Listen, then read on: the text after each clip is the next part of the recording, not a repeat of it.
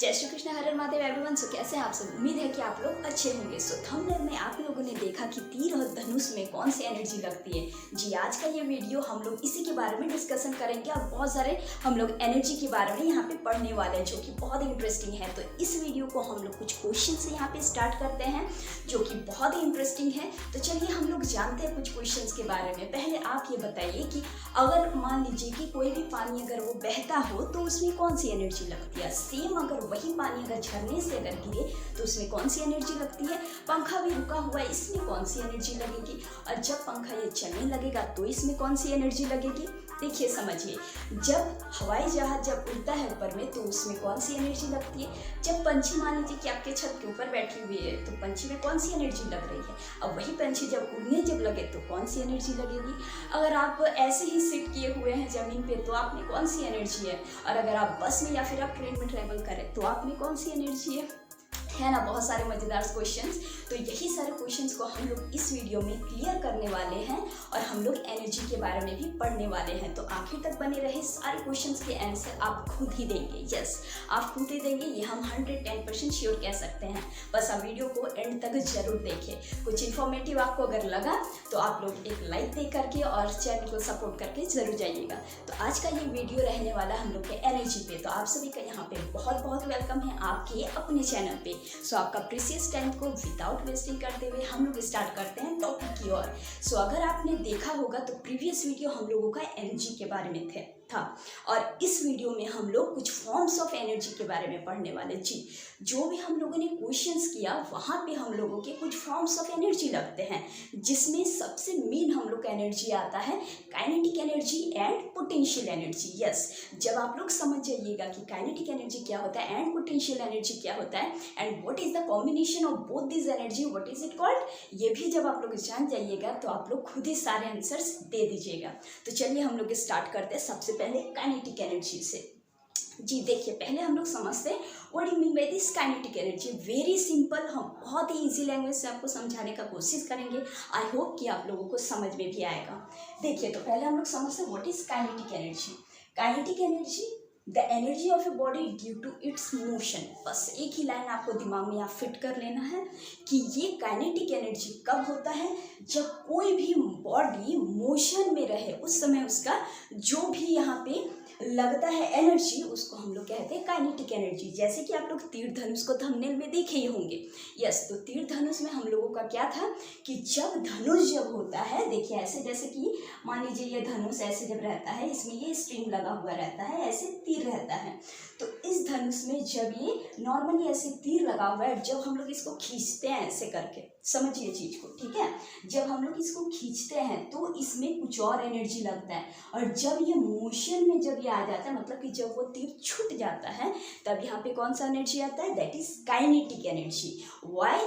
Because the energy of a body due to its motion. तीर एक body हुआ, जब वो मोशन में जब गया तो उसमें कौन सी एनर्जी आनी चाहिए, काइनेटिक एनर्जी। सो ये क्वेश्चन का आप लोग आंसर समझ गए यहाँ पे कि जब वो तीर जब छूटता है तो इसमें कौन सा एनर्जी लगता है, काइनेटिक एनर्जी। मतलब सिर्फ यहाँ पे तीर ही नहीं हुआ, कोई भी बॉडी अगर वो मोशन में अगर है उस दरमियान में जब तक वो रेस्ट में ना आ जाए तो उसमें कौन सी एनर्जी रहती है, right, kinetic energy. Okay, so kinetic energy में हम लोग कुछ और पॉइंट्स भी यहाँ पे देखते हैं। क्या पॉइंट्स बता रहे हैं कि every object around us which is moving possess kinetic energy. Clear है? कोई भी ऑब्जेक्ट, आपकी कोई भी आप एग्जांपल्स ले लीजिए, मतलब कि कोई भी ऑब्जेक्ट अगर वो मोशन में है, अगर वो मूविंग अगर वो कर रहा है तो उसमें कौन सी एनर्जी लगने वाली है, उसमें काइनेटिक एनर्जी लगने वाली है, राइट। और हम लोग कुछ यहाँ पे पॉइंट्स देखते हैं कि it means measured by the amount of work it can do before coming to the rest। वही बात है कि जब तक वो रेस्ट में ना आ जाए तब तक उसमें जो भी फॉर्म ऑफ एनर्जी जो लगता है उस एनर्जी को हम लोग काइनेटिक एनर्जी बोलते हैं। देखिए, इसको हम लोग इस फॉर्मूले से हम लोग डिराइव करते हैं, दैट इज काइनेटिक एनर्जी, मतलब के E is equals to half m v square. इसको डेरिवेशन भी इसका आता है, वो हम लोग कोई और वीडियोज़ में क्लियर आउट करेंगे क्योंकि फिर यहाँ बहुत लेंदी हो जाने वाला है। तो उसके बाद हम लोग देखिए काइनेटिक एनर्जी क्या क्या होता है, हाफ एम वी स्क्वायर। एक और चीज़ काइनेटिक एनर्जी का आपको यहाँ पे समझना है कि काइनेटिक एनर्जी में एक्चुअली डिपेंड किस पे रहता है। काइनेटिक एनर्जी एक्चुअली डिपेंड रहता है उसके वेलोसिटी पे। वो मोशन में है मतलब वो उसकी वेलोसिटी पे डिपेंड करता है। ऑलराइट, उसके बाद हम लोग देखते हैं उससे और एक इम्पॉर्टेंट से एनर्जी जो कि है हम लोग का क्या, पोटेंशियल एनर्जी। सबसे पहला बात, पोटेंशियल एनर्जी मतलब potential, what you mean by this word potential. Potential मतलब हम लोग कहते हैं ना कि आप में कितना पोटेंशियल है, कि आप लास्ट तक इस वीडियो को देख सकते हैं। यस, आप में कितना पोटेंशियल, आप में कितना क्षमता है। अच्छा, आप में कितना क्षमता है कि आप 3 घंटे 4 घंटे 5 घंटे रेगुलरली पढ़ सकते हैं, ये भी एक पोटेंशियल का काम है। आप में कितना पोटेंशियल है कि आप 85 किलो का जिम में जा कर के उतना वेट लिफ्टिंग कर सकते हैं, है ना पोटेंशियल।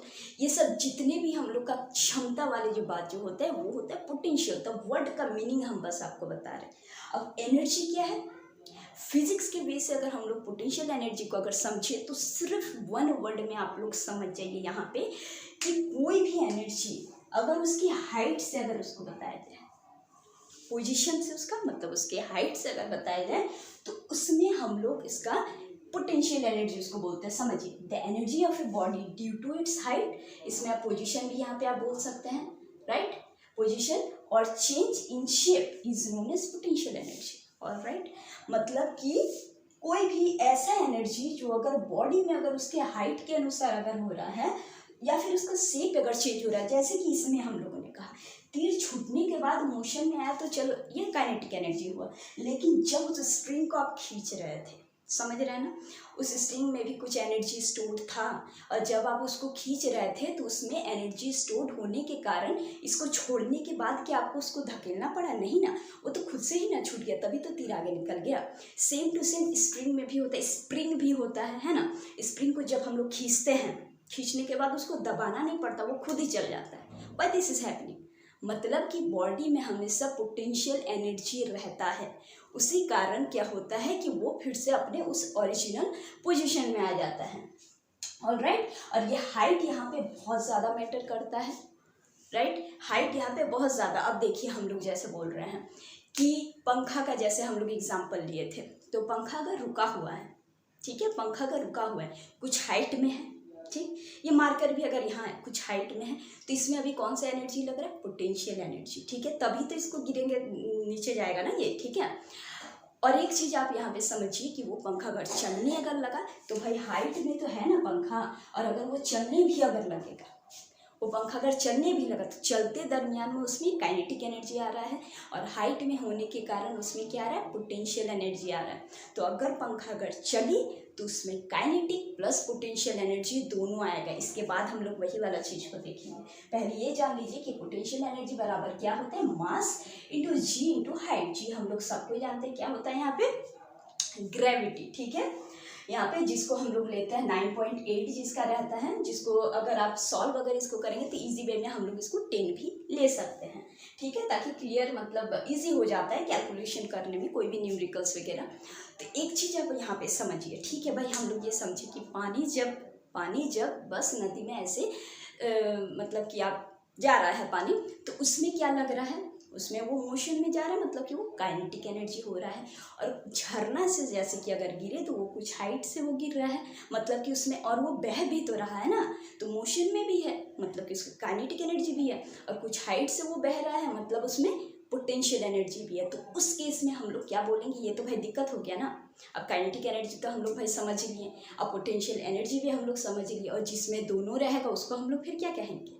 तो इस चीज़ को क्लियर आउट करने के लिए एक और एनर्जी जंग लेता है, उसे क्या कहते हैं, उस एनर्जी को हम लोग क्या कहते हैं, उसको हम लोग कहते हैं मैकेनिकल एनर्जी। इसका मतलब क्या होता है, मैकेनिकल एनर्जी मतलब the energy which is possessed by object due to its motion and its position, ठीक है, उसके मोशन के कारण और उसके हाइट या फिर पोजीशन के कारण जो भी एनर्जी यहाँ पे क्रिएट होता है उसको हम लोग कहते हैं मैकेनिकल एनर्जी। बहुत ईजी है ना ये चीज़, ठीक है। तो मैकेनिकल एनर्जी भी हम लोग यहाँ पे क्लियर समझ लिए, मतलब ये समझिए कि the combination of both energy, जब दोनों एनर्जी आ जाए तो आपको यहाँ पे ऐसे मत बोलिए काइनेटिक एनर्जी भी है पोटेंशियल एनर्जी भी है, फिर वो अच्छा नहीं लगेगा ना सुनने में। तो यहाँ पे आप लोग क्या बोलिएगा कि वो मैकेनिकल एनर्जी वहाँ पे लग रहा है। तो आई होप कि आपको सारे क्वेश्चंस आप लोग आराम से यहाँ पे आंसर दे पाएंगे कि पंखा अगर रुका हुआ है तो उसमें पोटेंशियल एनर्जी लग रहा है, अगर वो चलने लगा तो कुछ हाइट में है और चल रहा है तो उसमें मैकेनिकल एनर्जी लग रहा है। पानी जब सिर्फ बह रही है नदी में तो उसमें काइनेटिक एनर्जी लग रहा है, अगर वो झरने से अगर वो बहे मतलब कुछ हाइट से अगर वो बहे तो उसमें पोटेंशियल एनर्जी और काइनेटिक दोनों लग रहा है, मतलब मैकेनिकल एनर्जी लग रहा है।